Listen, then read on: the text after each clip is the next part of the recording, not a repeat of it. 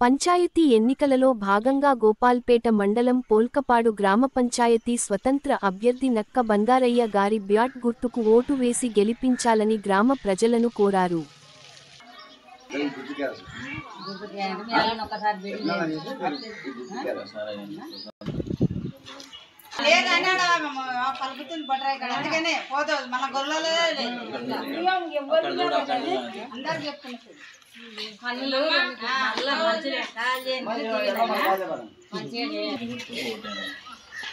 చెప్పమ్మా మీ అక్కకి మీకు అందరికి సేవ చేయండి దిగులు వేయండి అన్నా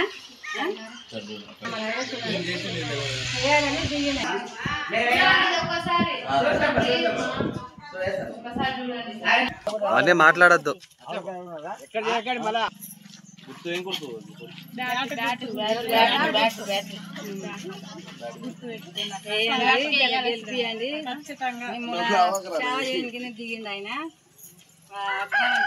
గ్రామం నేను స్వతంత్ర అభ్యర్థిగా బంగారయ్య. నేను బ్యాట్ గుర్తుకు నిలబడ ఊరికి సమస్యలు చాలా ఉన్నాయి.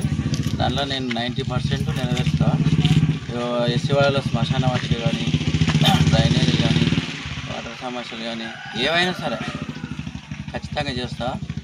అదేవిధంగా బొయ్యగేరులో వాటర్ సమస్య ఉంది, అది కూడా చేస్తున్నా.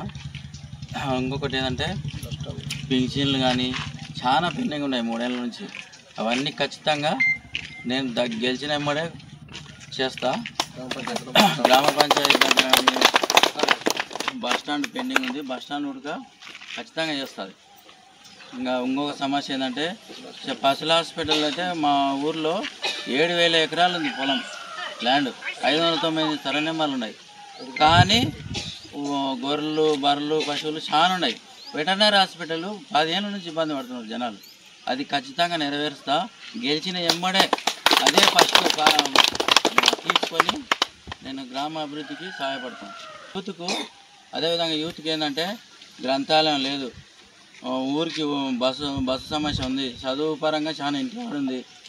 ఖచ్చితంగా వాళ్ళందరికీ నేను గెలిచినమ్మడే ప్రతిరోజు అవగాహన మీటింగ్ పెట్టుకొని జాతులం అందరం కలుసుకొని మా నక్క బంగారయ్య గారిని మేము స్వతంత్రంగా నిలబెట్టుకున్నాము. మా బంగారయ్య గారికి అన్ని కులాల నుంచి స్వచ్ఛందంగా ఆయనతో పాటు కలిసి నడిచి ప్రచారంలో భాగంగా బ్యాట్ గుర్తు మీద అదిస్తూ ఆయన వెంటే అడుగులు అడిగేస్తూ ఆయన వెంటే గెలిపించేంత వరకు మేము ఆయన వెంటే ఉంటాం. భారీ మెజారిటీతోటి ఆయన బ్యాట్ గుర్తును మా గుండెలో పెట్టుకొని ఆ రోజు ఎలక్షన్ల రోజు 11వ తారీఖు ఎలక్షన్ రోజు భారీగా మేము ఓట్లు వేసి ఆయనను బ్రహ్మాండంగా గెలిపించుకుంటామని మేము అందరి తరఫున సాక్షిగా మేము గత 10 సంవత్సరాల నుంచి ఆయనకు అవకాశం ఉన్న చోట ప్రతి ఒక్కరికి ఆయన చేతనైనంత వరకు ఆర్థిక సహాయాలు కానీ ఇండ్లు కట్టుకునేటోళ్ళకు సిమెంట్ కానీ ఇప్పించడం జరిగింది.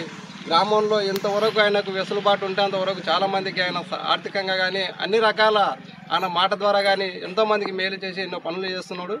గత 10 ఏళ్ళు ఆయన సర్వీసును గుర్తించి మేము స్వతంత్ర అభ్యర్థిగా సర్పంచ్గా మేము ఎంచుకోవడం జరిగింది.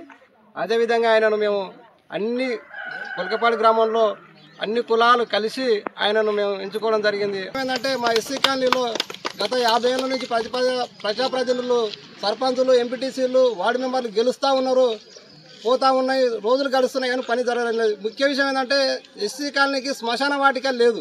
ఉంది కొంత దగ్గర భూమి ఉంది ఒక దగ్గర, కానీ దాన్ని వెనుకటికి అది బావి ఉన్నది, చెట్లు ఉన్నాయి.